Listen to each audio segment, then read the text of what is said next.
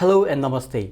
Today we have with us Ambassador of Bangladesh to Nepal, Salahuddin Noman Chowdhury.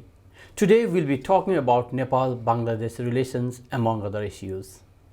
Excellency, welcome to Khabarhub. Namaste.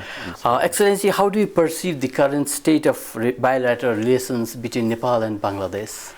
I think that our relations is very good right now. It's excellent. We have a great level of comfort in our relationship, both at the leadership level and also at the personal level, between the people to people. And this has been going on since Bangladesh was born in 1971. So we have a great understanding between the peoples of the two countries. Maybe that's because of the cultural linkages or the historical civilizational linkages that we have between our two countries, or maybe because of the social and economic similarities that we have. We have the same kind of challenges, and our visions for development, our aspirations are also similar. So that's how we feel great comfort in connecting with the Nepalese people. Yeah, economically Bangladesh is doing great at the moment. Yes, Bangladesh is doing well. Yeah. Comparative to, in comparison to Nepal. Oh, I should not compare with Nepal. Nepal has its own positive points. Economically, Bangladesh is doing well for the last few years. And under the leadership of Prime Minister Sheikh Hasina, we have been progressing well in the last 15 years. You may have heard that Bangladesh has done well in infrastructural development, building of roads, ports, bridges in the last few years. And socially and economically, we are also doing well. I mean, you have heard that our growth was plus minus 6% consistently for the last 15 years. So we are doing well. Yeah. So, Excellency, how do you envision leveraging this experience to support Nepal's development goals? Yeah, do you think Nepal should learn something from Bangladesh? No, I think there is no point of learning. I mean, for Nepal, I mean, Nepal has its own positive things, which Bangladesh can also share. But infrastructurally, as I said, that Bangladesh has done well in the last 15 years. I mean, economically, we have done well because we have our industry rolling on. I mean, you have heard that Bangladesh is a garments-led growth trajectory, and if I can say that why Bangladesh has grown, I think our thrust on women entrepreneurship and women empowerment, and also because of the focus on small and medium enterprises.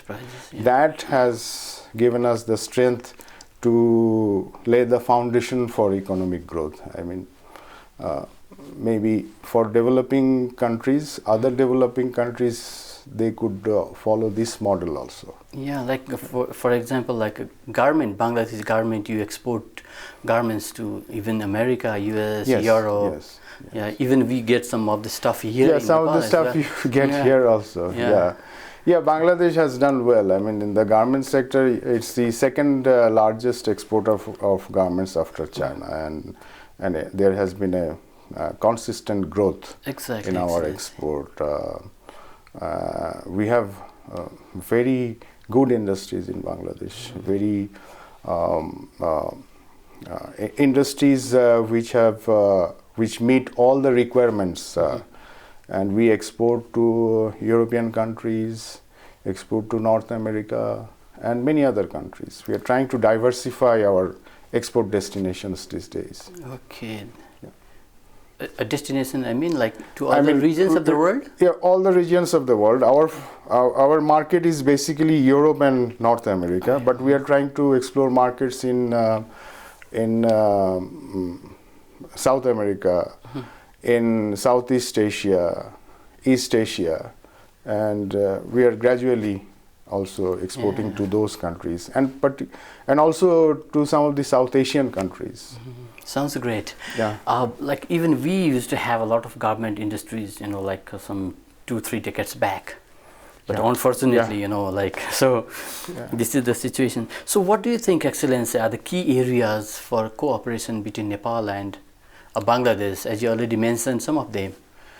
Yes, our relations is based on our cooperation in the areas of trade, tourism, culture, and education sector cooperation. But I think that we should expand it. You may have heard that we are going to import electricity from Nepal, and we are also thinking about a very robust cooperation in agricultural sector also. So these are new sectors which are coming up. So I was just reading recently that Bangladesh has agreed to import 40 megawatt electricity from Nepal. Yes. So what is the current status? Yeah, we are discussing on this. I think this is almost at the final stage, and we'll soon hear the good news of export from Nepal to Bangladesh. Yeah, I think that will be a win-win situation for both the countries. For both the countries, yes. Yeah. Okay, how do you think should Nepal reciprocate? Since Bangladesh is, purchasing 40 megawatts of electricity from Nepal, so what should Nepal do now? There is a trade gap between Bangladesh and Nepal, and it's in favor of Bangladesh right now. If Nepal can export to Bangladesh, the trade gap will minimize. Yes. But I think Nepal can offer us cooperation in education sector. Nepal has very good universities and colleges where Bangladeshis can study, and we may have a very good cooperation mechanism in agriculture. Nepal has vast land for agriculture, and Bangladeshis could come to Nepal and use their technology for cultivating those lands as we do in other countries. So that could be one sector of cooperation. Okay.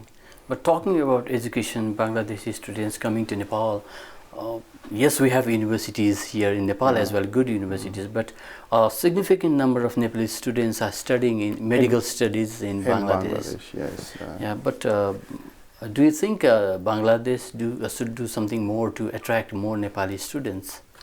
Yes, Bangladesh is attracting Nepalese students. The number is increasing day by day. We have very good medical colleges in Bangladesh, both at the government sector and the private sector. Some are very good. I should not say all are very good. And the number of Nepalese students in Bangladeshi medical colleges is increasing, and we are very happy to see that those who have studied in Bangladesh are doing well in Nepal. Not only in Nepal, they're getting their certificates or the NMC certificates for their practices very fast. They pass the exams very fast, and they are also going to the Western countries for their higher studies. So we are very proud of it. They are actually our ambassadors to Nepal. Exactly, Excellency. So yes, there are a lot of significant number of Nepalese students studying in Bangladesh, and I think there are Nepalis Nepali speaking people in Bangladesh who have resided permanently in Bangladesh. Yeah, there is a small number of people who actually are from the Gorkha background. Yeah. They are settled in Bangladesh. They are assimilated. Yeah, they do not speak Nepali now, but they are from the. They are Nepali from the Gorkha. Gorkha. Okay, yeah. Few in number. Not significant. Oh, it's very few in number. Yeah. One of our members of parliament is also from that community. From that community. Yeah. That's great. Sounds but he's great. a Bangladeshi right now. I mean, he has been a Bangladeshi for a long time. For a long time, yeah. I think that was after Second World War. Yeah. Maybe that time. Yeah, Maybe 100 years back, Yes, they yeah. migrated to that place. Yeah.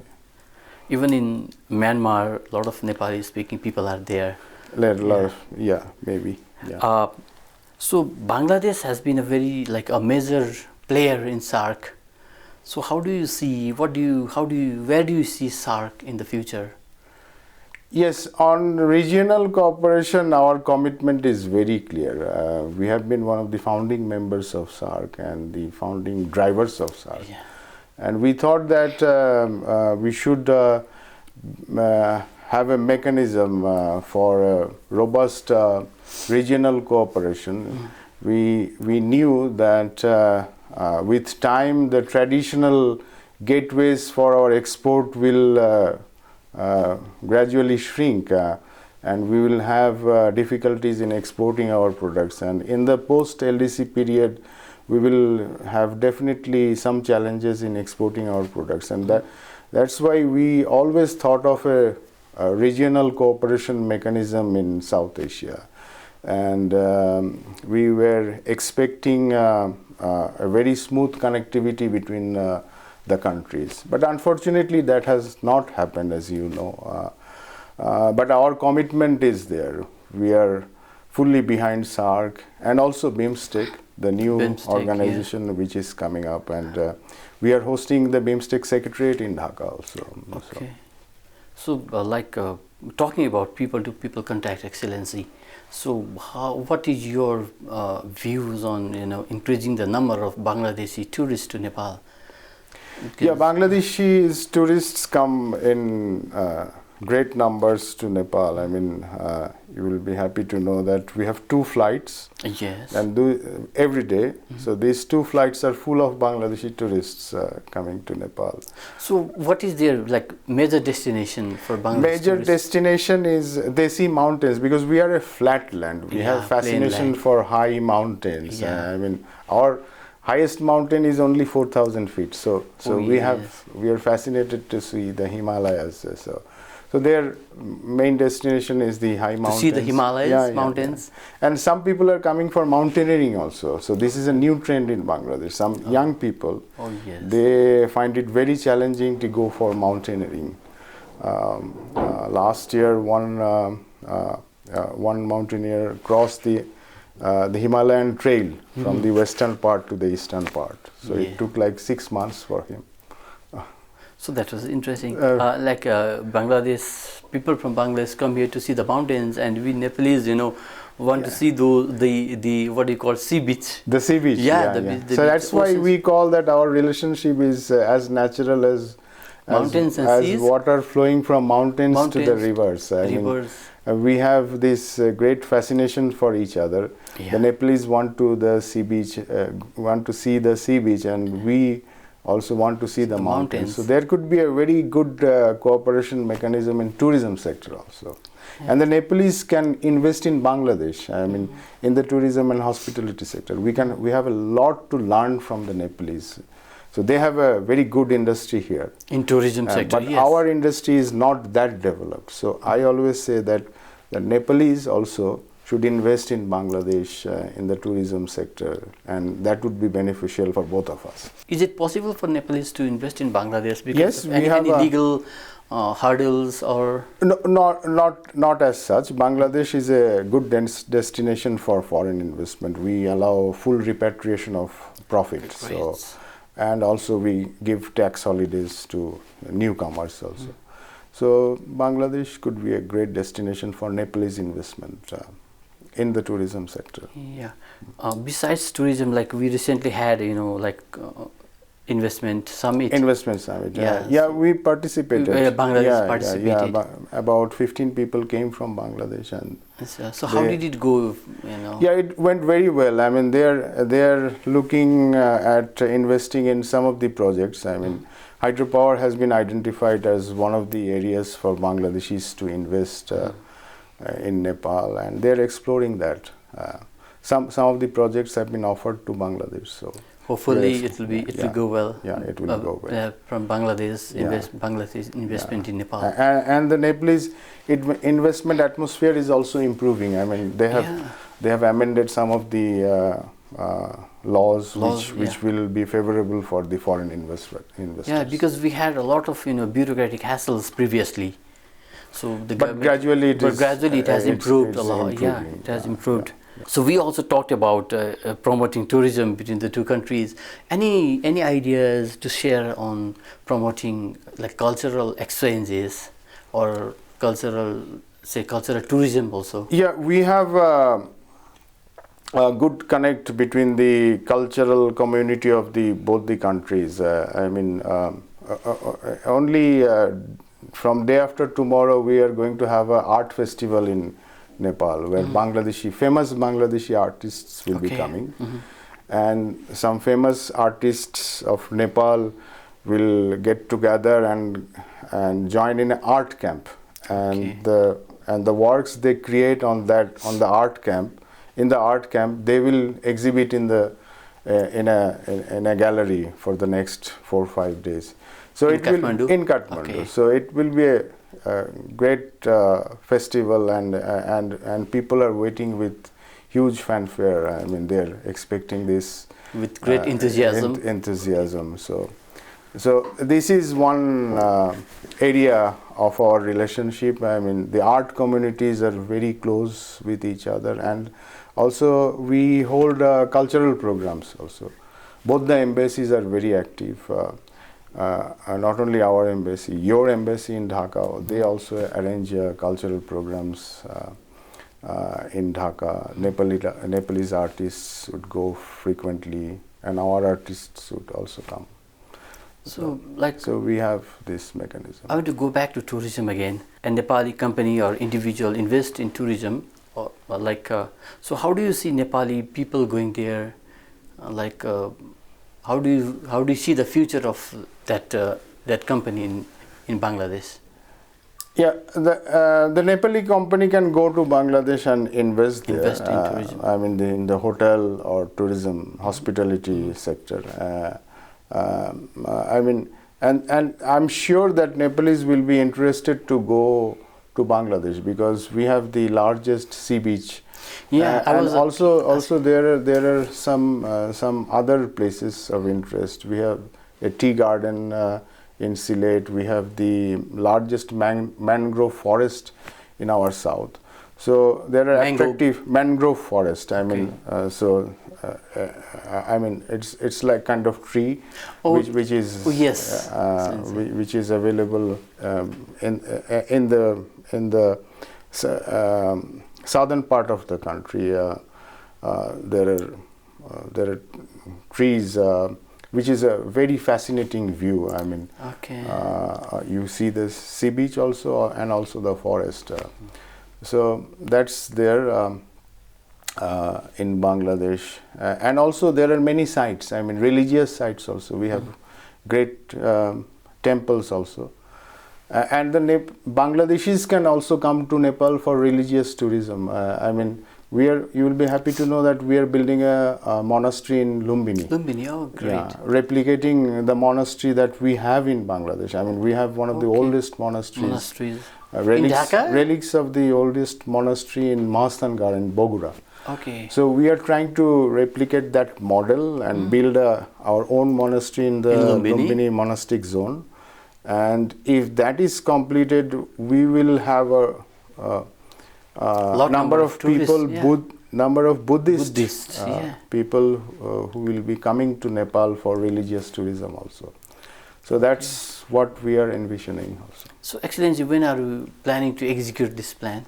Yeah, it will start very soon. I mean, it was planned to start in 2020, but because of the COVID, the entire process delayed. So we have again started the procedure, and maybe the construction will start in a year. I think finally, so how can Nepal and Bangladesh collaborate to combat climate change, or the environmental issues? Yeah, climate change issue is one of the connects between our two countries. I mean, we are both vulnerable. You have this problem of glacial outburst, and we have the problem of sea level rise. I mean, if the water melts in Nepal, it will reach in Bangladesh in 24 hours or 48 hours. So we are only 2 days away from Nepal for any adverse impact of climate change. And you will see, we also feel that the temperature is increasing. This summer has been very hot for both the countries. So on this issue of climate change, we have a great connect in our policies also. We are the members of the same climate vulnerable forum, and where we talk about our vulnerability and ask for international community's help. And in the UNFCCC also, we work together. We speak in the same voice for our vulnerability and asking for international cooperation. And in the recent times, there was a creation of a loss and damage fund in the UNFCCC platform, where Bangladesh and Nepal jointly made a very strong statement for reparation of all the losses that we had to incur because of the climate change and the global warming. So, Excellency, during your tenure, anything significant, made between anything significant between Nepal and Bangladesh? Yeah, I mean, I came during the COVID period. So first 1 year, I mean, it was not much activities. But we have revived all the mechanisms. I mean, only last month we had these foreign secretary level talks, we had these commerce secretary level talks where they had discussed the entire spectrum of our relationship, and they wanted to, I mean, wanted to have a smooth mechanism for increasing the connectivity between our two countries, so that the trade would increase.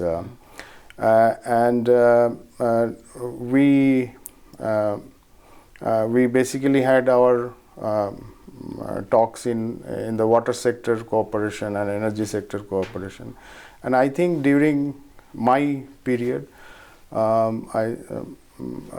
if everything goes well, the electricity will go from Nepal to Bangladesh. That I think that would be a historic moment. That would be a historic moment. Yeah. So, any message to the Nepali people from your side? No, I have no message to give. I am very much happy here, and I should be expressing my thanks to the Nepalese people because I do not feel like a foreigner in Nepal. It is a country which offers hospitality, warmth, and which is not available in other countries. I mean, which is rare. The Nepalese hospitality cannot be matched with any country. Anywhere in the world. Anywhere in the world. So, and I feel fortunate because I also have interaction with the civil society, and I learn every day is a learning for me. Learning day, yeah. I mean, the Nepalese people have a great intellectual mind. They are very appreciative of art and literature and everything.